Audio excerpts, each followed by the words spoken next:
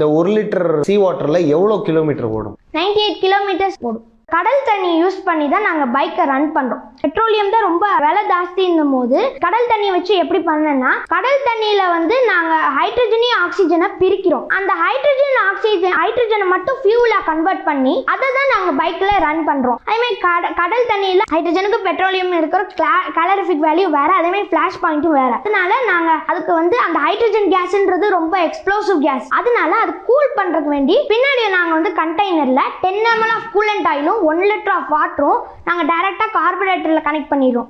அப்போ அது கனெக்ட் பண்ணோன்னா என்ன ஆகுதுன்னா, ஒன்ஸ் அந்த ஹைட்ரஜன் கேஸ் ஃபியூலாக கன்வெர்ட் ஆகி அந்த இன்ஜின்குள்ளே வரும்போது அது ரொம்ப ஹீட் ஆகும். அதனால நாங்கள் அந்த கூலண்ட் ஆயில் வேணும் பாஸ் ஆனோன்னு அதை வந்து கூல் ஆகி இது convert as smoke and it will produce dark. நாங்கள் வந்து இப்போ ப்ரோட்டோடைப் தான் பண்ணியிருக்கோம். அந்த ப்ரோட்டோடைப்லேருந்து வந்து நாங்கள் ஃபியூச்சர் ஹைப்ரிட் பைக்கையும் டிசைன் பண்ணியிருக்கோம். இப்போ நான் பைக் வாங்குறேன், புது பைக்கெலாம் வாங்க முடியாது, அந்த மாதிரி சொல்கிறவங்களுக்கு நாங்கள் ப்ராடக்ட் அண்டர் ரிசர்ச்னு சொல்லி இன்ஜின்லேயே எல்லாமே கனெக்ஷன் பண்ணி நாங்கள் அந்த எலக்ட்ராலிசிஸ் கிட்டோட நாங்கள் வச்சுருக்கோம். அதுவும் நாங்கள் வந்து இது பண்ணுறோம். ஆனால் எங்களுக்கு வந்து நாங்கள் இன்னுமே ரிசர்ச் பண்ணி அதை வந்து கவர்மெண்ட் ஏற்றுக்கிட்டா நாங்கள் இதை பெட்ரோலியம் பதிலாக சீ வாட்டர் யூஸ் பண்ணலாம். அடுத்த கட்டமாக என்ன மாதிரி விஷயங்கள் பண்ணுறதுக்கான பிளான் பண்ணிட்டு நாங்கள் வந்து ஆல்ரெடி பிளான்ட் எனர்ஜி பண்ணியிருக்கோம், அந்த இது பண்ணியிருக்கோம். இது வந்து நாங்கள் காம்படிஷனில் பண்ணியிருக்கோம்.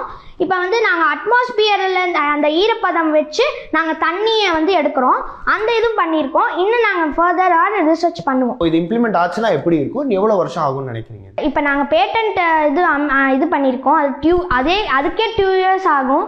அதெல்லாம் முடித்த பிறகு ரிசர்ச் எல்லாம் பண்ண பிறகு 30 years ஆகும் கண்டிப்பாக. ஸோ உங்களோட கோல்ஸ்லாம் என்ன? இந்த இப்போ திருப்பி நீங்கள் ஸ்பேஸ் ரிலேட்டடாக ஏதாவது பண்ணிட்டு இருக்கீங்களா? என்னோட கோல்னு பார்த்தீங்கன்னா ISROல சயின்டிஸ்ட் ஆகிறது. 4th ஸ்டாண்டர்ட்லேருந்து ரொம்ப ஸ்பேஸ் மேலே இன்ட்ரெஸ்ட். நான் எப்போவுமே மொட்டை மாடியில் போய் தான் நிலாவை பார்த்துட்டு படிப்பேன். டெய்லி அப்படி படிக்கும்போது எனக்கு ஸ்பேஸ் மேலே அவ்வளோ இன்ட்ரெஸ்டாக வந்துருச்சு. சரி நம்ம ஸ்பேஸ் மேலே படிப்போமே, அது என்னன்னு தெரிஞ்சுப்போமேன்னு சொல்லி நான் 4th ஸ்டாண்டர்ட்லேயே நான் படித்தேன். ஸ்பேஸ்னா என்ன எப்படி அப்படின்லாம் படித்தேன். படிக்கும்போது எனக்கு இன்னும் இன்ட்ரெஸ்ட், இன்னும் நான் அதை பற்றி நிறைய தெரிஞ்சுக்கிட்டு எனக்கு இன்ட்ரெஸ்ட் ஆயிடுச்சு. 6th ஸ்டாண்டர்ட்ல எனக்கு தோணுச்சு, ஒரு சேட்டலைட் நம்ம ஒன்று பண்ணணும். எல்லாருமே சின்ன சின்ன சேட்டலைட் பண்ணுறாங்க, நம்ம ஒரு சேட்டலைட் பண்ணணுமே அப்படின்னு தோணுச்சு. ஆன்லைன் மூலியமா சர்ச் பண்ணும்போது அந்த சேட்டலைட்ல வந்து மெயினாக வந்து எலக்ட்ரானிக்ஸ் அந்த சம்மந்தமாக வந்து சின்ன சின்ன ஃபெம்டோ சேட்டலைட்ஸ் வந்து செஞ்சுருக்காங்கன்னு சொல்லும். அப்போ நம்ம எலக்ட்ரானிக்ஸு கொஞ்சம் படிக்கணும் அப்படின்னு சொல்லும்போது அதுவும் நான் படித்தேன். நான் ஒரு சேட்டலைட் பண்ணியிருக்கேன். அது femto satellite. Temperature, humidity, pressure அந்த மாதிரிக்கெல்லாம் கண்டுபிடிக்கும். அதுக்கு நான் பண்ணி விட்டு நம்ம இந்தியாவுக்கு நம்ம ஏதாவது ஜெயிக்கணும், நம்ம ஏதாவது சாதிக்கணும், நம்ம இந்தியாவை ரெப்ரசன்ட் பண்ணி அந்த நாட்டுக்காரங்க நம்மளுக்கு செலவு பண்ணி நம்மளை அவங்க கூப்பிடணும் அவங்க நாட்டுக்குன்னு வந்து எனக்கு ரொம்ப ஆசை.